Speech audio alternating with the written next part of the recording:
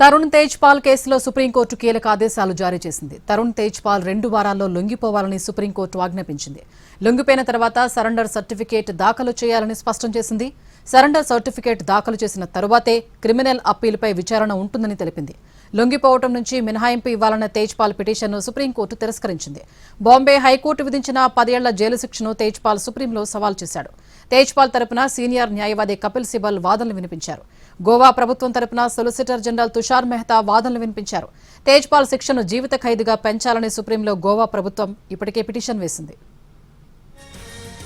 ఈసారి కూడా వెయిట్ చేద్దామా? వెయిట్ చేస్తే టైం పోతుంది, డిమాండ్ తగ్గదు. అంటే రేట్ ఆగదు, డిమాండ్ తగ్గదు. నమ్మకమైన క్రెడాయి బిల్డర్లతో CREDAI Hyderabad property show August 28, 29, 30 HITEX లో. తరుణ్ తేజ్పాల్ కేసులో సుప్రీంకోర్టు కీలక ఆదేశాలు జారీ చేసింది. తరుణ్ తేజ్పాల్ 2 వారాల్లో లొంగిపోవాలని సుప్రీంకోర్టు ఆజ్ఞాపించింది. లొంగిపోయిన తర్వాత సరెండర్ సర్టిఫికేట్ దాఖలు చేయాలని స్పష్టం చేసింది. సరెండర్ సర్టిఫికేట్ దాఖలు చేసిన తరువాతే క్రిమినల్ అప్పీలుపై విచారణ ఉంటుందని తెలిపింది.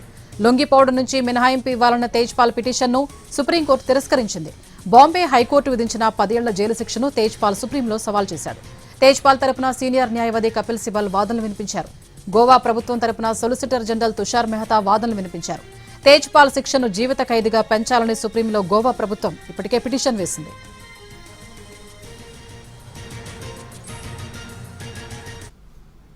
వాటిగా మరిన్ని అప్డేట్స్ మా ప్రతినిధి రాజు అందిస్తారు. రాజు,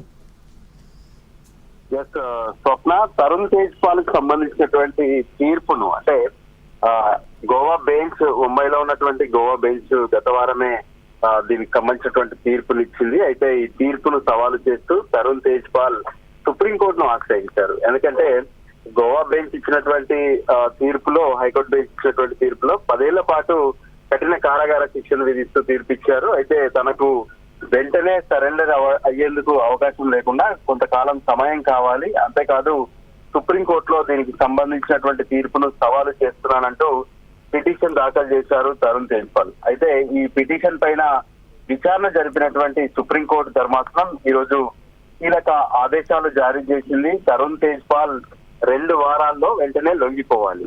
లొంగిపోయిన తర్వాత ఆయన ఇచ్చేటటువంటి సరెండర్ సర్టిఫికేట్ ఏదైతే ఉంటుందో ఆ సరెండర్ సర్టిఫికేట్ దాఖలు చేసిన తర్వాత మాత్రమే సుప్రీంకోర్టు ఆయన చేసినటువంటి అపీల్ ఏదైతే ఉందో, అంటే సుప్రీంకోర్టులో ఆయన వేసుకున్నటువంటి పిటిషన్ ను విచారించడానికి వీలుంటుందనే విషయాన్ని స్పష్టం చేశారు. అయితే బాంబే హైకోర్టు విధించినటువంటి 10 ఏళ్ల జైలు శిక్షను సైతం ఆయన సుప్రీంకోర్టులో సవాల్ చేశారు. సో ఆయన సవాళ్లు కావచ్చు, ఆయన పిటిషన్ల పైన ఖచ్చితంగా సరెండర్ అయిన తర్వాత మాత్రమే విచారణ జరుగుతుందనే విషయాన్ని సుప్రీంకోర్టు స్పష్టం చేయడంతో పాటు ఏ విధంగానైతే తేజ్పాల్ కు అటు గోవా హైకోర్టు బెంచ్ విధించినటువంటి శిక్షను ఇది జీవిత ఖైదుగా పెంచాలంటూ కూడా గోవా సంబంధించినటువంటి ప్రభుత్వం ఒకవైపు సుప్రీంకోర్టులో పిటిషన్ ఇచ్చింది. సో వీటన్నిటిపైన కూడా తర్వాత విచారణ జరుపుతామని చెప్పారు. సో ప్రస్తుతానికి మాత్రం వెంటనే, అంటే 2 వారాల్లో తరుణ్ తేజ్పాల్ మాత్రం వెంటనే లొంగిపోవాలనే విషయాన్ని సుప్రీంకోర్టు స్పష్టం చేసింది. స్వప్న, రైట్, థ్యాంక్ యూ రాజు.